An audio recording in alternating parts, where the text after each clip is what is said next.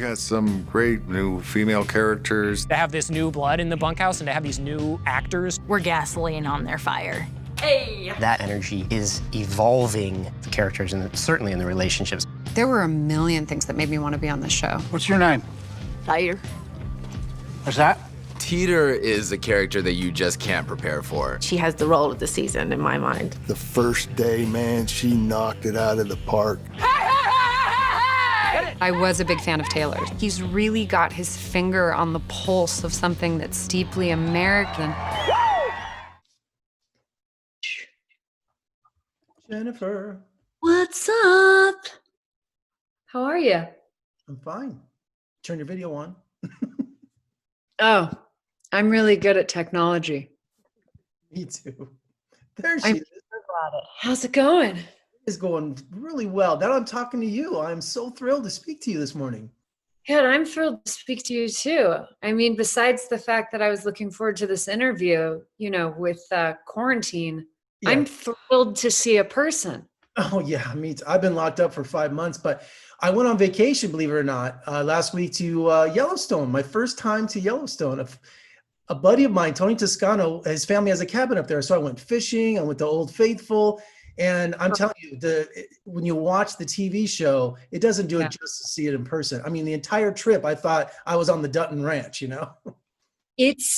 I lived up just 40 miles north of Yellowstone National Park back in like 2000, I don't know, 13. I went through like a early midlife crisis. I went through like a quarter life crisis and went for like a walkabout. And I ended up on a ranch down in Paradise Valley. And I think I thought I was hallucinating when I went to Yellowstone National Park for the first time. Well, growing up in Las Vegas my whole life, you know, go to the Mojave Desert to something like Yellowstone, I was totally shocked. It was beautiful. I can see how people love living around there or living that lifestyle. So it's unbelievable.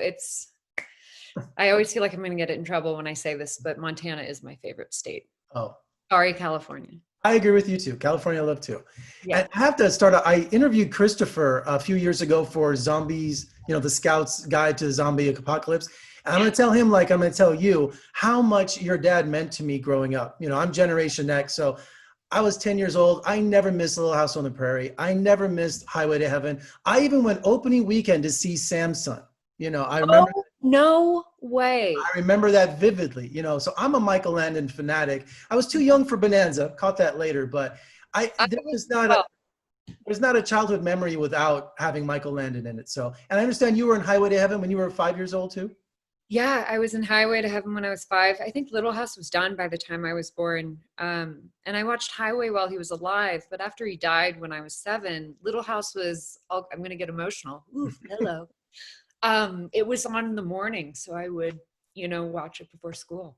I even threatened to run away to Walnut Grove when I was a kid. You know, my mom, and I was like, I'm going to Walnut Grove. And it's so funny. I had never seen the pilot of that show. And right before like I started working on Yellowstone last season, I was like, I should make sure I watch all of Little House on the Prairie. The fact that I haven't seen Bonanza is a separate issue. But I was like, I should make sure I watch all of it. And so I watched the pilot. And like Walnut Grove is nowhere to be found. It's just this like 2-hour like buggy wagon show. And I was like, you know, Walnut Grove really is where that thing comes to life. And yeah, I'll admit it here, one time only that I just bawled my eyes out when they blew up the town, you know. And I forget that actor who was with the railroad who bought Walnut Grove, because I just was like so upset that the show ended with Walnut Grove being demolitioned. I think, yeah, I was very upset by that. And I was so young, I couldn't really understand it. And if I'm not mistaken, well, I know this for a fact. One of my dad's favorite movies was Blazing Saddles. I'm pretty sure in Blazing Saddles, they blow up the town too. They do. They absolutely do. Yeah. So I remember that being tied in. Yeah, that was like, my dad sat me down at like 6 years old to show me My Left Foot and Blazing Saddles. What? Two completely different movies. But also like neither of which like you'd be like the 6-year-old will get it. You know, it's funny, real quick, and we'll get to Yellowstone here. Jim Carrey in his early days of stand-up, he would do facial expressions. And if you go on YouTube, he would do Michael Landon trying to smile. And it was just hysterical. It's it's so accurate. It was like, it is like, it's like a marathon of a smile. Well, I see the smile today, so. Oh, thank you. Yeah, we do have some oddly similar facial muscle movements that kind of weird even me out. Well, Jennifer, we're here to talk about Yellowstone, and we have 2 episodes left for season 3, and we all know what happened to Teeter and Colby at the river. You know, I can't stand Wade. So it must be frustrating for you to hold the outcome of that attack. And I don't expect you, of course, to give any spoilers, but I mean, that nobody's expecting that scene. They really weren't. No, I wasn't expecting that scene as an actor. So reading that was shocking, and then shooting it was shocking too. It was, but I loved it. I loved it. Well, Teeter and Colby were so vulnerable. I mean, naked in a river. I mean, you can't get more exposed than that. No, you can't get more cold than that either. But yeah, it's interesting. I was talking about it yesterday because I stay in contact with a lot of folks from the show. So, just talking about how oddly uninhibited I felt, I guess, because there's no inhibition for Teeter. Teeter's like, this is my birthday suit. It's as I was made. Yeah, the clothes were off on the way down the river, like in 2 seconds. Oh yeah, basically episode 1 through 7 of Yellowstone are, sorry about the beeping. I don't know how to turn that off on my computer. Basically episode 1 through 7 is just Teeter trying to take her clothes off. So in 8, when she got the go ahead. And fans are so uneasy about the attack. I mean, the internet is on fire. Not alone the outcome, but just up in arms about it happening. Yeah. Which makes me, feel so great. And I mean, I love Teeter so much. I mean, when I first read, the 2-page audition, I have, she holds a real special place on my heart. And for an actor to join an established series, let alone Yellowstone, this sensation right now, just her debut appearance, it's impossible for you to, in an ensemble like that, to get so much attention and stealing the limelight. How has that affected you? Because even the cast adore you. It's, well, I've turned into just an awful egomaniac. I'm just a horrible person now. It's really overwhelming. I'm oddly very disconnected from that, because that's like that's a lot of information that goes out there, so it's not a lot of stuff that makes it my way. So I just know, on a personal level, that the relationships that I have with the actors, and the creators they're just wonderful. And, I haven't been on a show where a fan base has been like this. Soap fans are really supportive. And I actually didn't realize how much I missed that. How, as an actor, so much of what you do feels like it's like going into a vacuum. So to see people really get joy or rage or whatever it is, it's just great. It makes you kind of remember why you do what you do. And coming from the world of soap operas, Yellowstone's basically the same format. It's a melodrama, right? But with horses. You said it, I didn't. I mean, I always mean it as a compliment, but it is what I say. I'm like, it is, the most, in my opinion, elevated, artful, one day I'll turn off those beeps. It is in so many, I love soaps, but it is, the fact that there are so many characters, that there's so many storylines, the way they weave together. It is in so many ways. Totally.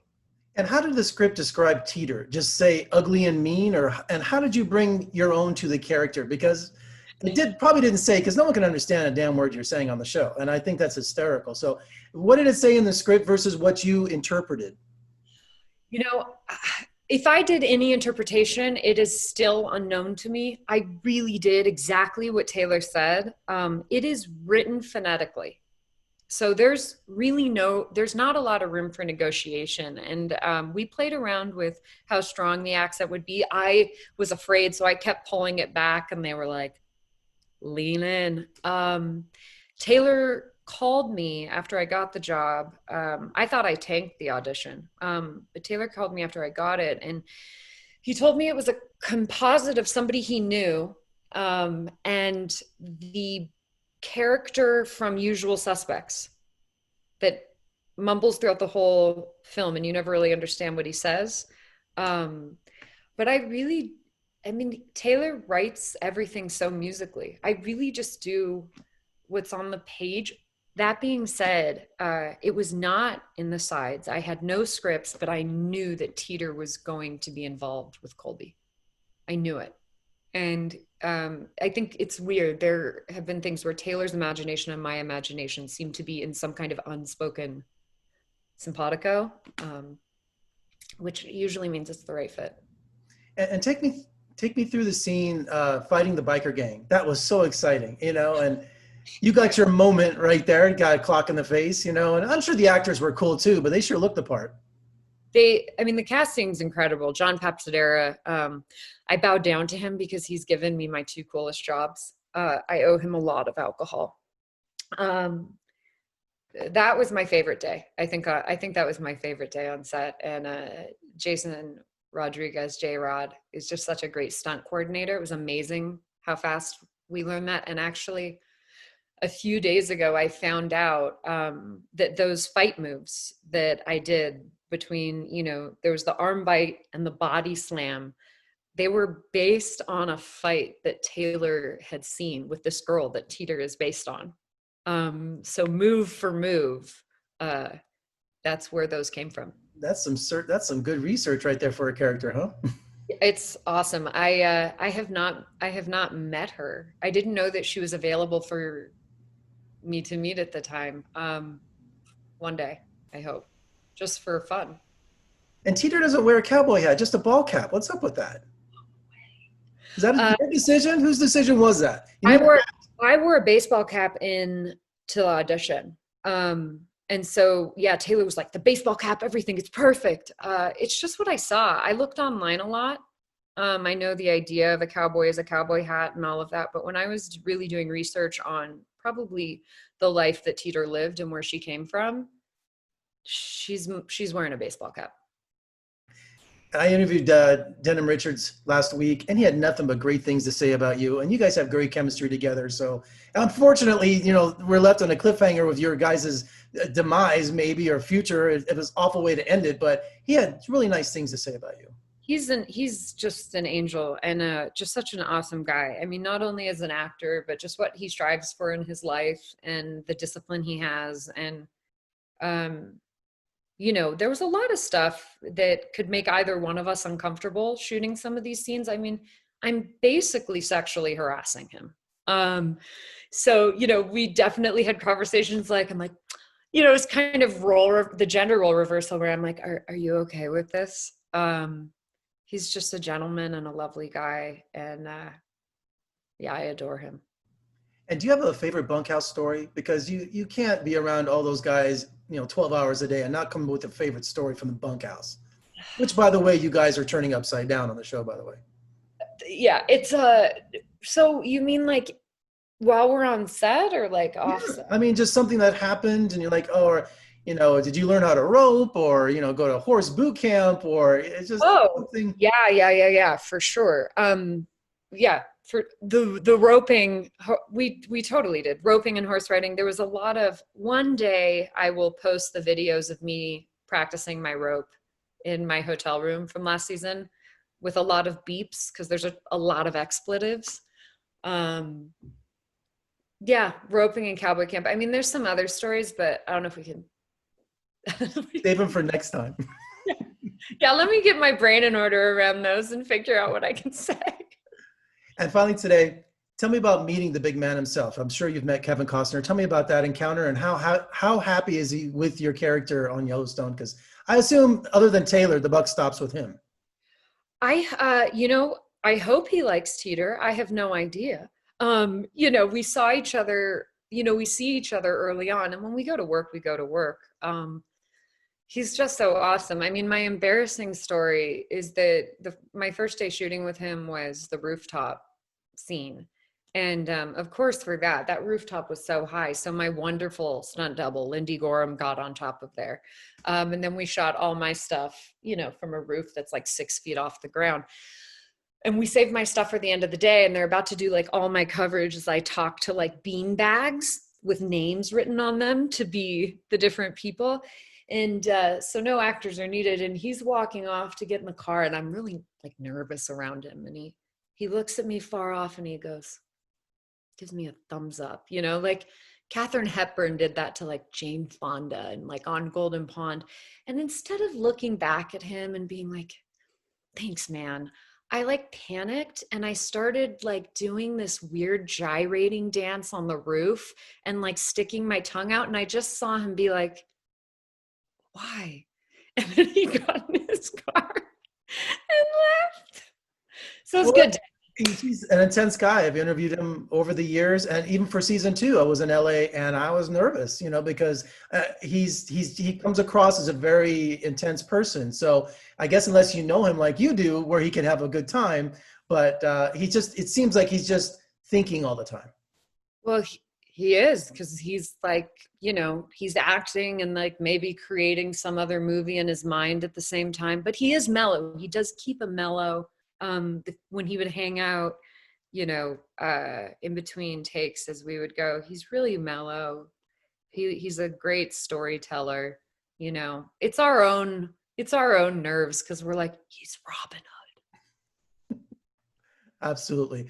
Well, thank you so much for joining me today. This has been a total thrill. I know you're a big fan favorite on Facebook, on Twitter. So congratulations. Can't see what happens to Teeter. We can call her Tweeter, or you can call her Teeter Tot. Well, thank you again, and we'll talk again soon. Okay, Jennifer? Right. Bye. Take care.